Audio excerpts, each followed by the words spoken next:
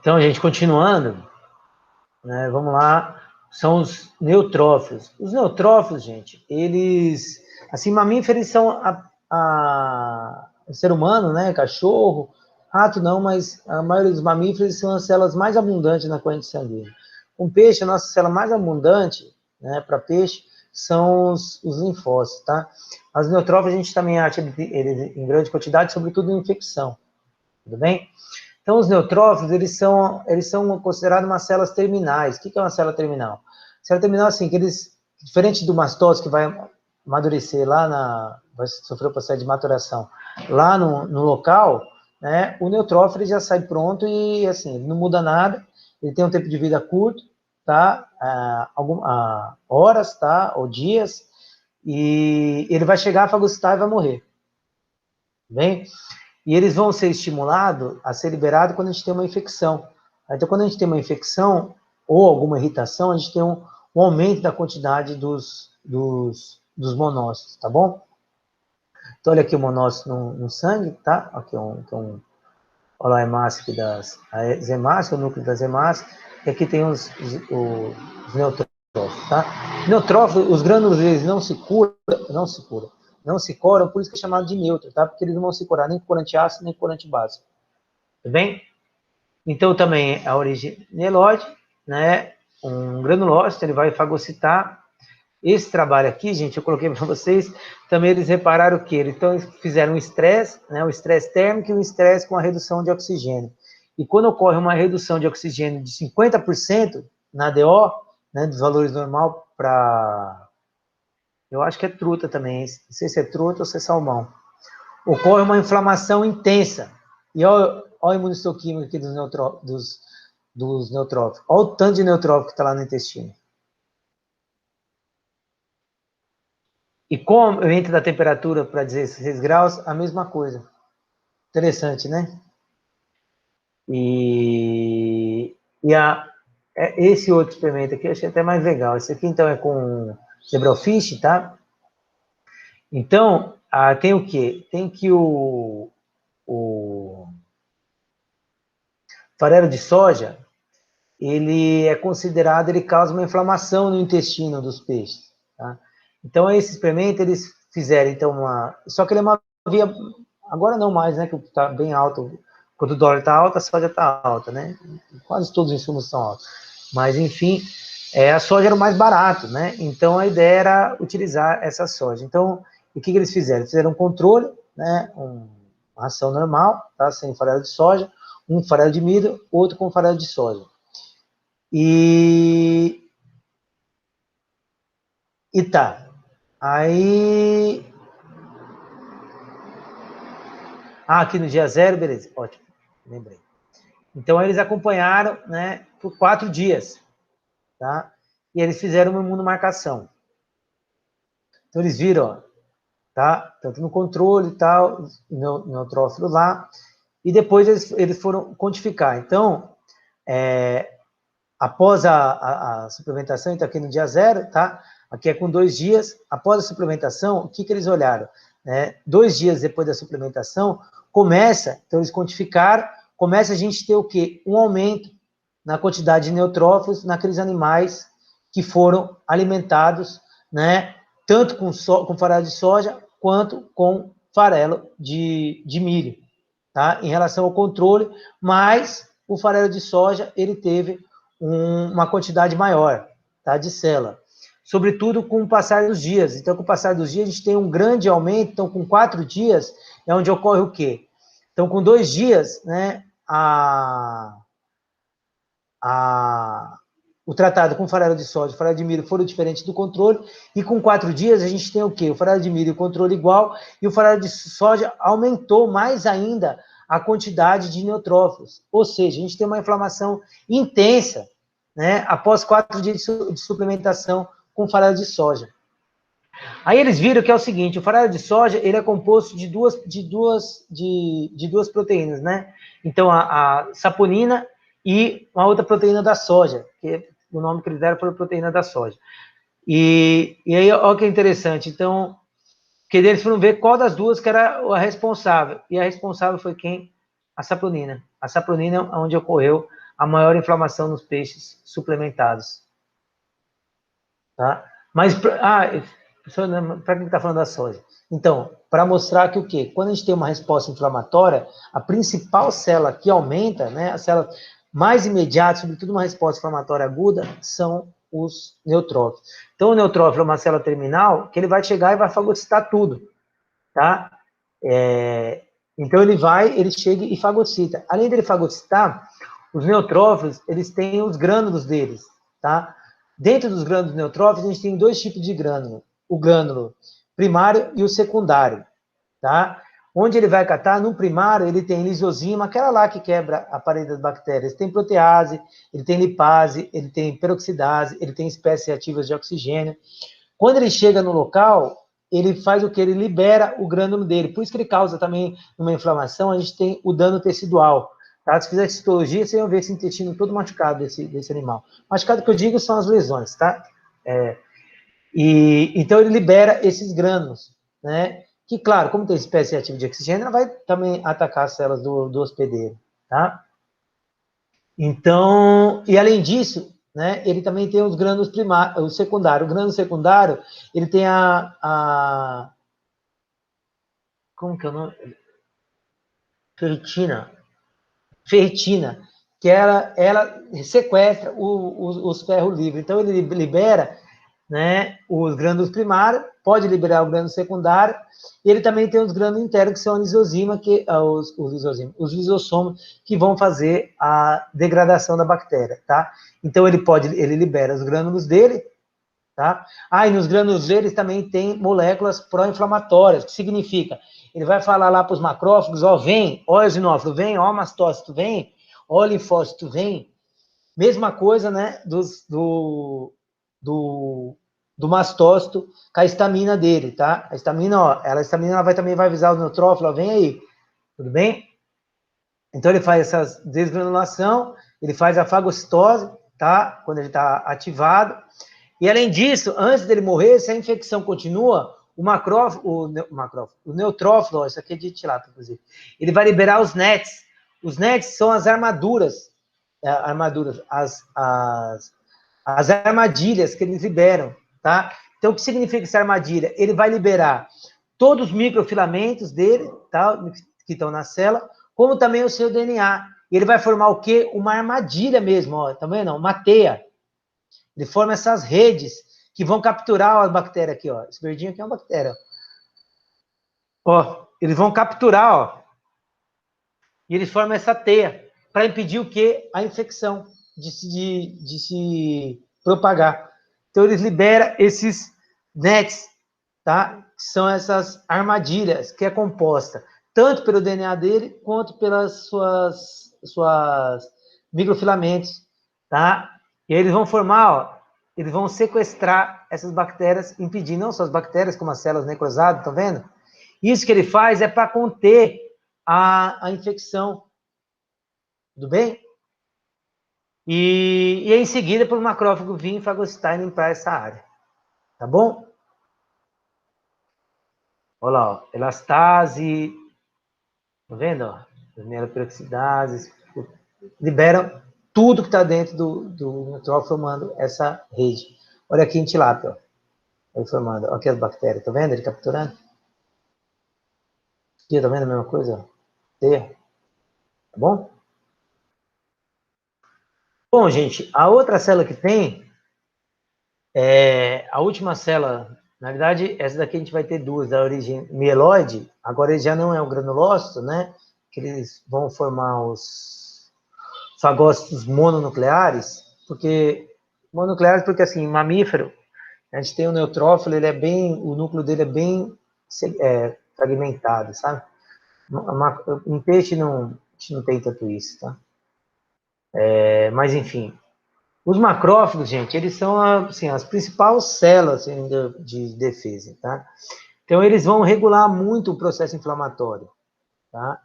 E eles vão ser ativados por uma série de, não só por eles fagocitando aí os micro-organismos, tá? Como também através de mediadores. E aí os macrófagos ativados, duas coisas podem acontecer. Então, a gente tem uma ativação da via, né, clássica e da via alternativa dos macrófagos.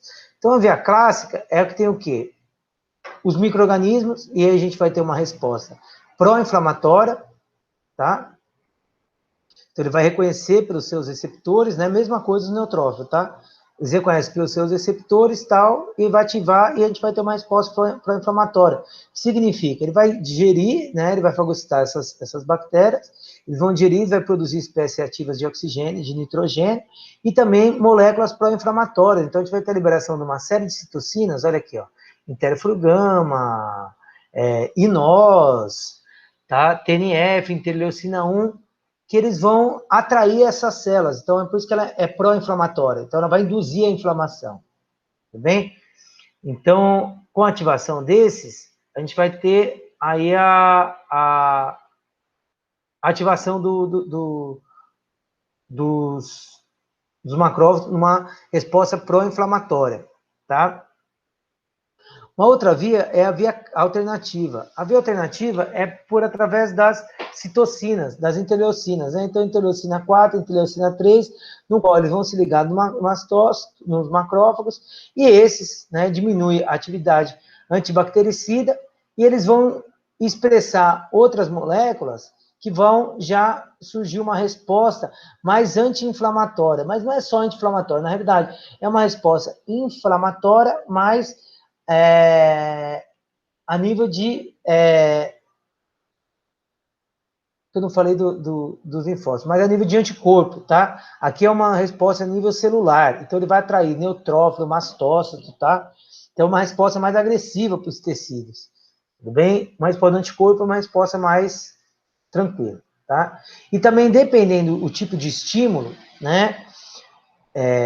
Então ele pode, se ele tiver contato com o micro-organismo mais a interleucina 10, que é uma interleucina anti-inflamatória, ele vai ter uma posição mais regulatória. O que é uma posição mais regulatória? Ele diminui a expressão das moléculas, dos mediadores pró-inflamatórios e estimula a liberação dos mediadores anti-inflamatórios, e aí a gente vai ter uma resposta mais a nível de complemento, a nível de anticorpos, tá? Então, basicamente, o macrófago, no primeiro momento, ele induz uma resposta pró-inflamatória, tá? Para controlar a infecção. Em seguida, ele que vai ter o controle da resposta, e aí ele já passa a ter uma resposta mais anti-inflamatória. Isso é claro, para não causar a lesão nos tecidos. E os mastócitos, gente, o macrófago, eles vão estar no intestino, vai estar no vaso, vai estar no cérebro, vai estar no osso, nos ossos, né? Vai estar no fígado, e aí o mastócito, ele vai receber, os macrófagos vão receber um nome de acordo com o tecido que ele tiver, né? Então, se for no sangue, monócito, se for no tecido, mastócito, se for no cérebro, célula da glia, tá? Se for no fígado, células de Kupffer, tudo bem? Se for no pulmão, macrófagos pulmonares, tudo bem? Então, tá, aqui, ó, em Pacu, olha eles liberando aqui, ó. Então, aqui é uma infecção, tá? Por um micobactério. O micobactério é uma bactéria álcool-ácido resistente, tá? Eles formam grânulos no meio, eu mostrei isso para vocês. E os macrófagos aqui, ó, eles marcados com INOS. Então, eles liberando. INOS é um mediador químico derivado do nitrogênio, tá? Ele é altamente reativo, bem? Então, ele induz uma resposta inflamatória intensa. E, além disso, né, no tecido, os macrófagos, olha o macrófago aqui, ó. Se ele chega no local e ele não consegue fagocitar, né, ele começa a se fundir, e ele vai formando uns outros tipos de célula, olha que um monte de macrófago fundindo. Ele vai fazendo isso para isolar o que ele não consegue fagocitar. Então, vai, num corpo estranho, né, corpo estranho, vai, um pedaço de vidro que entra na pele. Se não tirar, o macrófago vai envolver ele. E ó, aqui no pacu também, tá? Olha aí, ele formando um corpo estranho. Legal, né? Aqui também no pacu. Ó, eles vão se fundindo para isolar. Legal, né? E aí, essa célula aqui, ó, a gente chama ela de célula de Langer. Depois célula gigante, tá? No momento que eles vão se fundindo. Tem A última célula, gente, prometo. Eu tô... Não, dei na palestra de manhã, depois gravei outra aula. Tô nem mais sabendo o que eu tô falando. Falar essa última célula para a gente terminar a origem mieloide, tá? Então, a última célula aqui que eu vou falar para vocês, gente, são as células dendríticas, tá? Células dendríticas, elas são da linhagem dos macrófagos, tá bom? Mas no tecido elas acabam se dividindo e formam essas células dendríticas. Células dendríticas, elas têm esse formato com esses pseudópodes aqui, ó. O macrófago também, quando ele está ativado no tecido, ele apresenta uma prolongação, mas não tão característica quanto essa, tá? Olha aqui, ó. E acho que eu tenho até umas imagens mais bonitas dele. Aqui, ó. Tá vendo? Essas prolongações aqui, ó. Olha aqui a microscopia. Olha o núcleo. Olha aqui, ó. Tá? Essas células dendríticas, gente, elas são especializadas em apresentar antígeno. O que é isso? A gente vai falar dos linfócitos. Os linfócitos, eles não conseguem, os linfócitos T, que são responsáveis por orquestrar a resposta imune, eles não conseguem fagocitar e identificar um parasita, ou uma bactéria, ou qualquer coisa. Eles precisam de ter umas células que vão lá e apresentem essas células para eles. Então, precisa que ocorra a fagocitose, a quebra, a digestão das moléculas, para em seguida, né, eles terem contato com essa molécula. Tá? Então, essas moléculas têm que ser apresentadas. Então, pega uma bactéria, a célula quebra a bactéria, processa ela inteira, coloca ela aqui e leva ela no receptor, que a gente fala que são os MHC, e esse MHC vai lá apresentar para o linfócito. Aí o linfócito vai saber que tipo de resposta ele vai organizar, tá? E essas células, né, a gente tem vários tipos de célula apresentadora de antígeno. Os linfócitos B, os macrófagos, tá? E as células dendríticas. As células dendríticas, elas são as principais. Então, elas estão no tecido, então elas saem lá do tecido conjuntivo, lá que está embaixo da pele, e elas migram para o órgão linfóide, né, para o baço, e aí lá para o timo, e aí lá eles vão apresentar para os linfócitos. Esses que são as principais responsáveis por chegar no baço e apresentar para o linfócito, para fazer a seleção positiva. Tá? Ou, perdão, a seleção positiva e a seleção negativa, porque eles apresentam o antígeno, se o linfócito não for reativo, ele manda o linfócito se matar. Tá? Então, essa é a principal célula apresentadora de antígeno. Tudo isso aqui é em peixe, tá bom? Inclusive, olha aqui, ó, esse MHC, para conversar dele depois, né, a gente tem dois tipos, o MHC classe 1 e o classe 2, que são moléculas que os linfócitos reconhecem. Então, esse MHC classe 2, elas são expressas só por células apresentadoras de antígeno. E olha aqui a comparação dele, aqui, ó, esse daqui é um célula dendrítica, esse aqui é um linfócito, esse aqui é um linfócito, esse aqui é um macrófago, esse aqui pontilhado, linfócito B. Olha a diferença, a quantidade, né? Quanto mais para cá, maior a quantidade de expressão. Então, essas células em peixes, assim como em mamíferos, que de truta, né? Então, eles também são as principais células apresentadoras de antígeno. E olha aqui, ó, eles apresentando aqui, ó, os receptores de Schulike. Olha a expressão. Então, eles apresentam Schulike 3, 5, 9, 20, 22, ou seja, eles reconhecem uma gama ampla de antígeno, tá? E ele precisa reconhecer uma gama ampla de antígeno para ele poder ir lá apresentar para os linfócitos, tá? Olha aqui, tá aqui na microscopia, ó, alguns grânulos, o núcleo, tá? O formato, os pseudófilos bem característicos. Olha ele aqui no intestino, na infecção.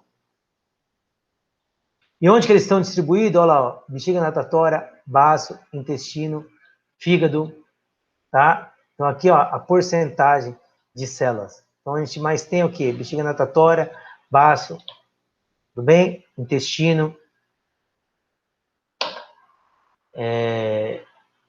sangue, baço.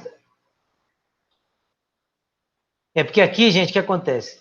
No tecido, né, eles estão bastante presentes no tecido, né, só que proporcionalmente, é claro que vai estar mais lá, porque o tempo inteiro eles estão sequestrando, estão reconhecendo e indo para lá, para os órgãos linfóides, né, para apresentar, tá bom? Então, aqui, ó, esses marcadores aqui, gente, eles são marcadores auxiliares, assim, os linfócitos, ele tem que A gente não é só MHC, ele tem o MHC e tem moléculas auxiliares, tá? É isso daqui, ó. A gente tem uma série de moléculas auxiliares, ó. Aqui é o MHC, ó. MHC classe 1 e classe 2. Ó o linfócito aqui. Então ele tem o receptor dele, ó, que são receptores de célula T, ó. Eles reconhecem, eles vão se ligar nesses carinha, né? No MHC. Mas eles também têm uma série de moléculas auxiliares que auxiliam na ligação, que é para a gente não ter uma resposta, né? Sem necessidade e sem ter uma resposta com um tecido que é próprio seu por alguma deficiência. Então, isso é para garantir. Tá? Então, é um mecanismo tipo um duplo check deles. Tudo bem? Olha aqui a comparação. Aqui são várias colorações. Tá? Então, a coloração com HE, a coloração com os ioninos, não, a coloração com fosfanótipo, tá? O PAS, que é para ver o tipo de molécula que ele tem. Tá? Então, basicamente, ele tem a estrutura similar aos dos macrófagos, tá? E claro, bem diferente dos eosinófilos, né? Mas aqui o que para a gente é importante, ó, é ele aqui, ó, o aumento da expressão de ômega 2 quando a gente tem o que, ó? O desafio com LPS, tá? Com a bactéria, ó. E aumenta todas essas moléculas, são aquelas moléculas auxiliares que eu falei para vocês. E olha quando a gente tem no cultivo de célula, aqui o linfócito T naivo, aquele que não sofreu diferenciação, olha a expansão do linfócito, após colocar ele com as células dendríticas. Legal, né? E aí, gente, é isso. Depois eu falo dos linfócitos, tá? Eu vou parar a apresentação, mandar para vocês. Na semana que vem os linfócitos, só vou falar do linfócito e